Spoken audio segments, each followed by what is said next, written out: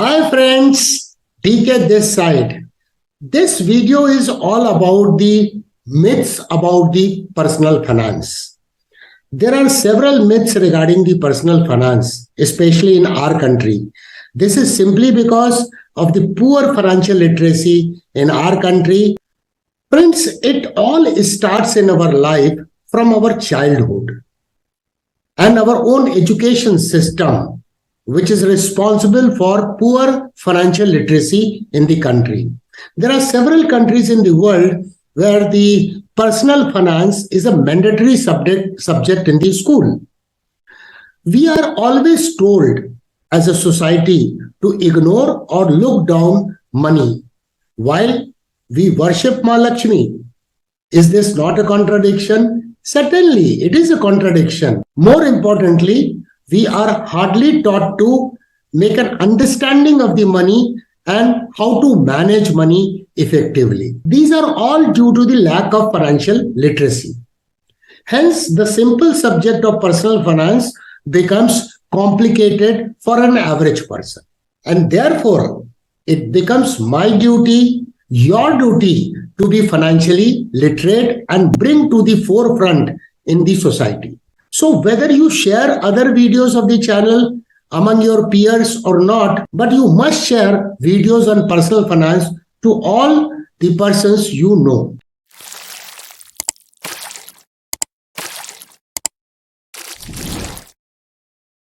I recently met a person aged 65. He's a retired engineer from the Government of India Enterprise. During the interaction for about half an hour with him, I could realize that he has several myths about the personal finance.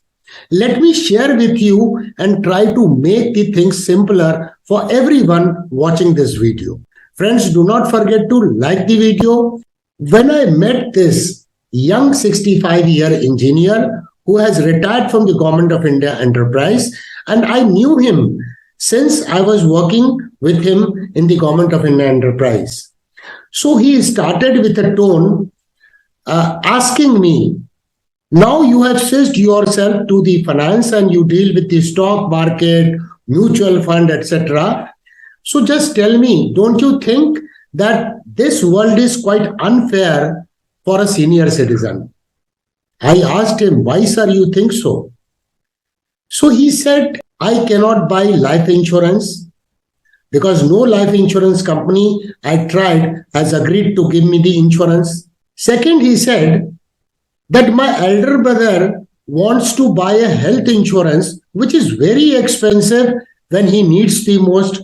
Thankfully, I am covered with my medical benefits applicable for the retired employee in the Government of India Enterprise. And the third complaint he made is, I can't even get the home loans. And he said one more thing. Thankfully, my money is quite safe in the government deposits. That he has too many misconceptions about the personal finance. And misconceptions around personal finance, the core fundamentals of the personal finance can be very, very detrimental, dangerous to an individual's money if not addressed properly. So I tried to explain him for each and every point. Life insurance, home loans, health insurance, and my money is safe in the government deposits. I really do not know whether he was convinced or not because he kept on arguing me when I told about the right things which is applicable as far as personal finance goes. So let me tell you what I did say to him about each and every myth he had or misconception he had about the personal finance. As regards to his complaint regarding his not getting the life insurance at the age of 65, I tried to explain him. Insurance is a protection product because when we start our career as a professional or anything as a self-employed or employed in an organization, what we need, if something goes wrong to me, what happens to my family? Because there is a clear loss of income. So it protects it from the loss of income because my family depends upon my income. So when I start a career, I have no wealth unless I have inherited from my parents. I have no wealth. What is the wealth available at that point of time to me is my own life, which is called human life value. My life is capable of making money. My life is capable of taking care of my family. If that is lost, I need a life insurance product at the young age. So I told him, sir, why you need a life insurance product at the age of 65? During the lifetime, you might have built the asset. For example, you have bought a flat. So that is your asset. You will get an insurance product to protect your wealth. That is your home.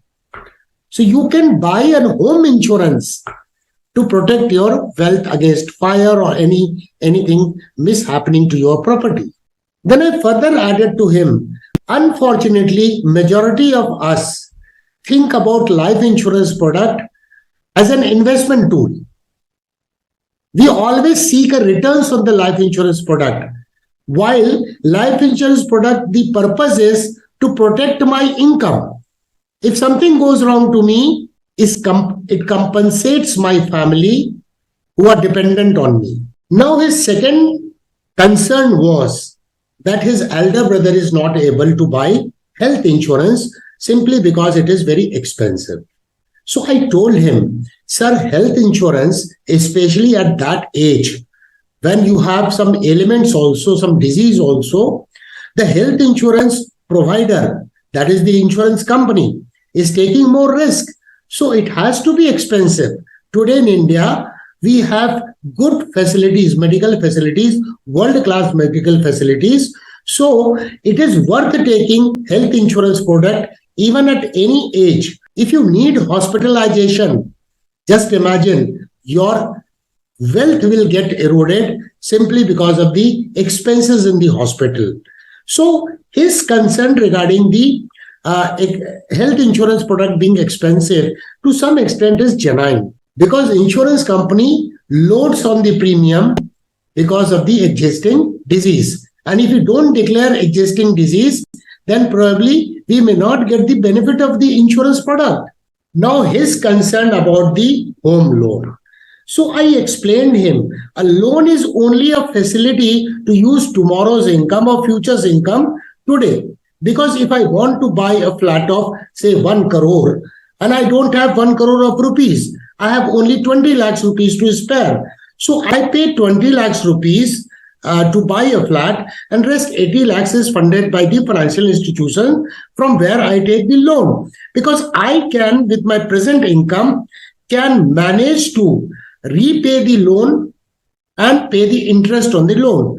So taking a loan is always an expensive choice to exercise, but I don't have any option simply because I do not have enough money to buy a flat. So I asked him, why you need to create a new asset? Still, if you want to buy a new asset and take a loan, you will get a loan provided you provide a collateral security to the institution from where you are taking a loan. So the lender has to only ensure that his money is safe because it is covered by the collateral. Now recall, friends, he also said that thankfully my investment with the government is safe. There cannot be any denial that the government will always fulfill its obligation, and that is because of the fear of so many people. Government gets the money at a very low interest rate. But I asked him, if you are getting a return of say 5 to 6% per annum, and if inflation is growing at the rate of 7 and 8%, is really your money is growing in terms of its value? So I simply left it there by suggesting that your investment should be capable of beating the inflation. Otherwise, your money is simply not growing. So watch out for the next episode on personal finance. We'll be coming up the series of various aspects relating to personal finance in our small attempt towards financial literacy. Friends, do not forget to like the video, subscribe the channel, hit the notification bell so that you remain updated all the time. Thank you very much for watching. Looking forward to meet you very, very soon.